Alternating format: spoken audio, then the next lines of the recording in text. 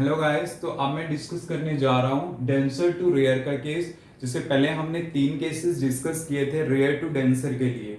अब हमने डिस्कस करना है डेंसर टू रेयर और कन्वेक्स रिफ्रैक्टिंग सरफेस के बारे में। क्लियर? तो इसमें सबसे पहले हमने डायग्राम बनाना है और ऑब्जेक्ट से जो रे जाएगी वो आपके पास डेंसर टू रेयर ट्रेवल करनी चाहिए। अब तो देखिए, आपने इसमें कुछ नहीं करना, जस्ट पहले की तरह ही प्रोसीजर हम ओबे करेंगे।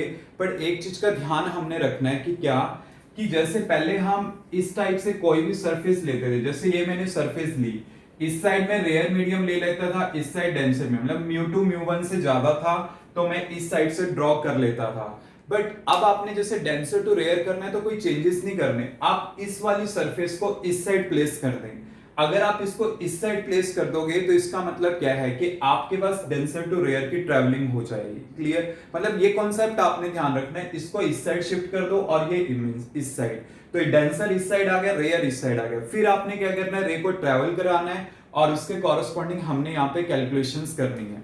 तो देखिए, सबसे पहले इसका रे डायग्राम हम कैसे बना सकते हैं, कैसे उस चीज को हम अंडरस्टैंड कर सकते हैं।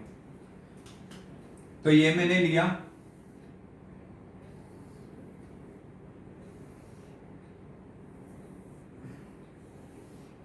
ये है मेरे पास convex refracting surface and this one is a principal axis.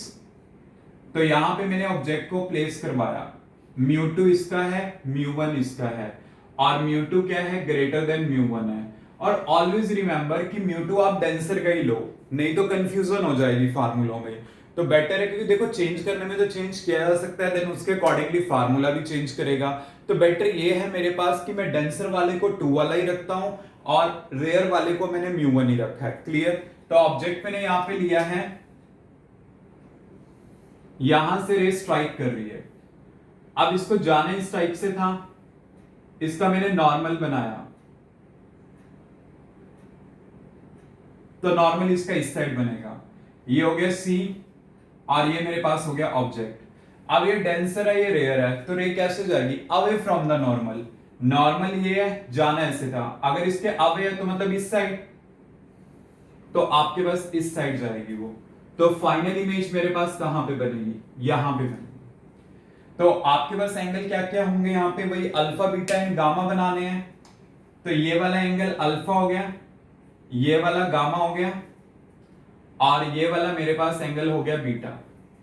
Incident ray का, ये इंसिडेंट रे है और ये नॉर्मल है। इंसिडेंट रे का नॉर्मल के साथ जो एंगल बनता है वो आई होता है। रिफ्रैक्टेड रे का नॉर्मल के साथ जो एंगल बनेगा वो क्या होगा, आर होगा। और इसके अकॉर्डिंगली हमने कैलकुलेशन करनी है। अब यहां पे हमने क्या करना है, स्नेल्स लॉ अप्लाई करना है। तो स्नेल्स लॉ कैसे होगा, sine i by sine r. तो जो आपके पास एंगल है उससे अपोजिट का रिफ्रैक्टिव इंडेक्स, तो वो क्या है, μ1 है। अब यहां रिवर्स हो जाएगा, तो यहां पे मैंने μ1 लिया और ये मैंने लिया μ2। अब अगर आई और आर स्मॉल है तो इसका मतलब साइन आई के इक्विवेलेंट होगा और साइन आर के, तो ये किसके इक्विवेलेंट आ जाएंगे, μ1 बाय μ2। तो इससे क्या आएगा, I into μ2 equal to R into μ1, ये मेरे पास आ जाएगा। अब देखिए, यहां पे मैंने आई और आर का वैल्यू सब्स्टिट्यूट करना है पहले की तरह ही। तो मैं क्या करता हूं, इसको मैं ले लेता हूं पॉइंट ए और मैं यहां से इसके ऊपर ये परपेंडिकुलर ड्रॉ करता हूं M at an angle 90 degree. तो आपने क्या करना है, यहां पे सिंपल सी एक बात है, ट्रायंगल सेलेक्ट करने हैं। एक हमारे पास है ए ओ सी, आई और अल्फा तो इंटीरियर है, गामा मेरे पास एक्सटीरियर है। तो गामा किसके इक्विवेलेंट है, gamma equal to alpha plus I, ये मेरे पास होगा gamma equal to alpha plus I. तो ये आ गया, तो आई का वैल्यू क्या आएगा मेरे पास, गामा माइनस अल्फा, ये मेरे पास आ गया। ऐसे मेरे पास क्या होगी, ट्रायंगल होगी ए सी आई, ट्रायंगल ए सी आई। तो आर एक्सटीरियर है, गामा और बीटा क्या है, इंटीरियर। तो आर आपके पास क्या हो गया, गामा प्लस बीटा। तो यहां पे बीटा का वैल्यू, सॉरी आर का वैल्यू आ चुका ही है। तो आर और आई का वैल्यू जो आपके पास आया है ना, आप इस इक्वेशंस में पुट कर दो, इस वाली इक्वेशन में। तो जब मैं वैल्यू की सब्स्टिट्यूशन करूंगा तो क्या आएगा, आई का वैल्यू पुट किया, gamma minus alpha into mu two equal to gamma plus beta into mu one. ये मेरे पास आ गया। अब गामा का वैल्यू क्या है, A M by M C, तो इसको मैंने लिखा A M by M C, minus alpha का वैल्यू क्या होगा, A M by O M, तो ये है मेरे पास A M by O M into mu two equal to क्या होगा, गामा का वैल्यू क्या है मेरे पास, ए एम बाई एम सी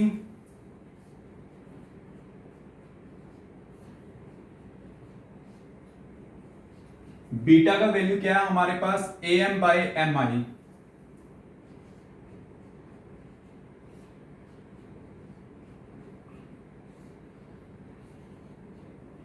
ये हमारे पास है।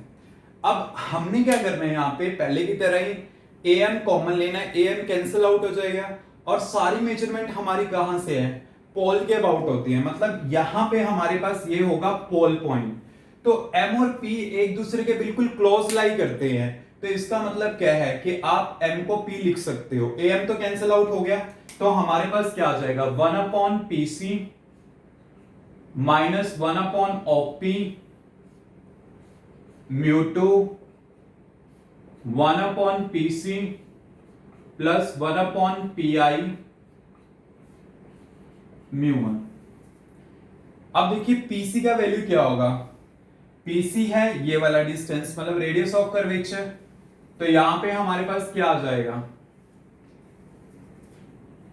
1/माइनस ऑफ आर, और ओपी का वैल्यू क्या होगा, यू, ये लेफ्ट साइड है तो ये माइनस है ये ऑलरेडी, तो माइनस यू पुट करूंगा, माइनस माइनस क्या हो जाएगा प्लस, तो plus 1/u into mu two equal to क्या होगा आपके पास, 1/pc मतलब माइनस आर, तो 1/माइनस आर, और यहां पे pi है राइट साइड है तो पॉजिटिव होगा, तो यहां पे क्या आ गया 1/v इंटू म्यू वन। अब मल्टीप्लाई कर लो, mu two divide by minus of R plus mu two divide by U equal to क्या होगा, mu one divide by minus of R plus mu one divide by V, ये हमारे पास आ जाएगा। अब इसको मैं इस साइड ले आता हूं, mu two by u minus mu one divide by v equal to minus mu one divide by r plus mu two divide by r. अब यहां पे माइनस कॉमन लेके कैंसिल कर दो, वो मैं क्या कर रहा हूं वो समझ आ जाएगा, mu two minus of u plus mu one divide by v equal to, यहां पे माइनस के प्लेस पे प्लस लिखा और यहां पे minus and divide by r. So you can see कि फार्मूला पहले की तरह ही है, पहले क्या आता था rare to denser, mu one minus of u plus mu two divide by we equal to mu two minus mu one divide by are. तो अब मैंने किया क्या इस फार्मूले में, जस्ट वन के प्लेस पे टू और टू के प्लेस पे वन। यू कैन सी कि डेंसर टू रेयर के केस में आपके पास वन के प्लेस पे टू आया, टू के प्लेस पे वन, और फार्मूला क्या रहता है, सेम ही रहता है। तो इस सेंस में ना आपको एक ही फार्मूला याद करना पड़ेगा और दूसरा आप इजी वे में याद रख सकते हो। तो याद रखना डेंसर टू रेयर में सिर्फ ये चेंजेस आने हैं, बट ऑलवेज रिमेंबर जितने भी केसेस होंगे आपने डेंसर को हमेशा टू से और रेयर को हमेशा वन से शो करना है। अब ना मैं इसका आपको एक वर्चुअल केस करा रहा हूं, किसका, in case of concave reflecting surface, but case बता रहा हूं डायग्राम, ट्रायंगल हम सिलेक्ट कर लेंगे, डेरिवेशन सेम स्टेप्स पे आपने परफॉर्म करनी है। तो देखिए वो करना कैसे है, आई थिंक जब मैंने आपको चार केसेस करा दिए then you can do in by yourself in a very good way. तो मैं आपको बता देता हूं कि आपके पास वो किस टाइप से परफॉर्म होगा।